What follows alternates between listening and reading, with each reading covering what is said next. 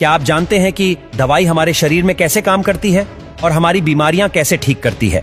दोस्तों, जब हम कोई मेडिसिन लेते हैं, चाहे वो ओरल तरीके से ली जाए यानी कि मुंह के रास्ते या फिर इंजेक्शन के जरिए से, तो ये मेडिसिन हमारी बॉडी में एक खास तरीके से एब्सॉर्ब होती है। आज की इस वीडियो में हम यही जानने की कोशिश करेंगे कि मेडिसिन हमारी बॉडी में कैसे एब्सॉर्ब होती है और हमें कैसे ठीक करती है।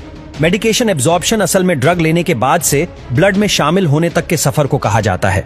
जो ड्रग हम मुंह के जरिए लेते हैं वो या तो स्टमक की लाइनिंग में मौजूद एपिथेलियल सेल से एब्सॉर्ब होना शुरू होती है या फिर स्मॉल इंटेस्टाइन में पहुंचने के बाद ज्यादातर ओरल ड्रग्स स्मॉल इंटेस्टाइन से ही एब्सॉर्ब होती है। स्मॉल इंटेस्टाइन से एब्सॉर्ब होते हुए oral drug portal venous system के थ्रू सबसे पहले लिवर में पहुंचती है। हमारे लिवर का एक फंक्शन यह भी होता है कि यह हार्मफुल ड्रग्स और केमिकल्स को डिटॉक्सिफाई करके बॉडी से रिमूव करता है। यही काम लिवर ओरल ड्रग के साथ भी करता है, यानी हमारा लिवर एब्सॉर्ब हुई ड्रग को इनएक्टिव करके बाइल में रिमूव होने के लिए स्टोर कर देता है। लेकिन स्टिल बहुत सारे ड्रग के मॉलिक्यूल्स लिवर डिटॉक्सिफिकेशन से बचकर ब्लड में शामिल हो जाते हैं, जहां से फिर ये ड्रग मॉलिक्यूल्स टारगेट सेल्स और ओनर्गन्स तक पहुंचकर हमें ट्रीट करते हैं।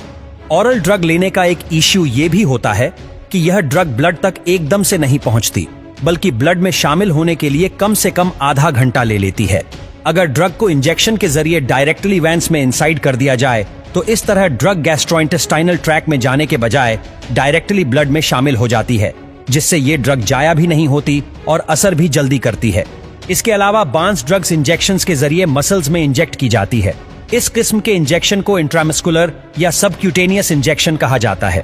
इस तरीके से दी गई ड्रग्स मसल सेल्स में मौजूद कैपिलरीज के स्मॉल कैप से ब्लड में इंटर हो जाती है और फिर ट्रैवल करते हुए टारगेटेड ओनर्गन्स तक पहुंच जाती है। हर डिजीज और कंडीशन के हिसाब से ड्रग्स को एडमिनिस्टर करने का अपना तरीका होता है, यानी बांस ड्रग्स ऐसी होती हैं जो हमारे स्टमक को नुकसान दे सकती है, इसलिए उन ड्रग्स के ऊपर टेरा कोटिंग की जाती है, जिससे ये ड्रग्स स्टमक में डिसोल्व नहीं हो पाती और स्मॉल इंटेस्टाइन में जाकर डिसोल्व होना शुरू होती है। इसके अलावा बांस ड्रग्स ऐसी होती हैं जिनकी हमारी बॉडी को ज्यादा टाइम के लिए जरूरत होती है, इसलिए ऐसी ड्रग्स को ऐसे बनाया जाता है कि यह ड्रग धीरे धीरे डिसॉल्व होकर लंबे टाइम के लिए हमारी बॉडी में मौजूद रहती है। इसके अलावा अगर कोई ड्रग ऐसी हो जो लिवर से डिटॉक्सिफाई हो जाती हो तो ऐसी ड्रग्स को इंजेक्शन के जरिए बॉडी में भेजा जाता है ताकि ड्रग की बायो अवेलेबिलिटी 100% रहे।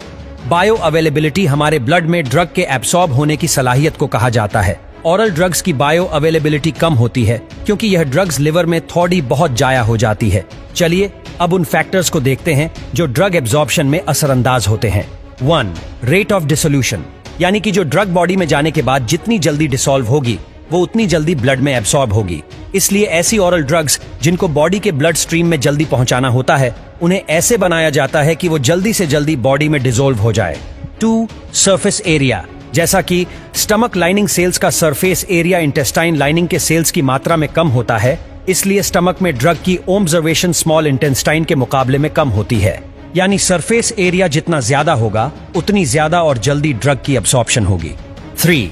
ब्लड फ्लो, इसके अलावा कुछ ड्रग्स ब्लड में शामिल होने के बाद जल्दी टारगेटेड सेल्स में एब्सॉर्ब हो जाती है, जबकि कुछ ड्रग्स धीरे से टारगेटेड सेल्स में दाखिल होती है। इसलिए ऐसी ड्रग्स जो ब्लड से ज्यादा जल्दी सेल्स में जाती है, ऐसी ड्रग्स ज्यादा जल्दी एब्सॉर्ब होने की संभावना रखती है। 4.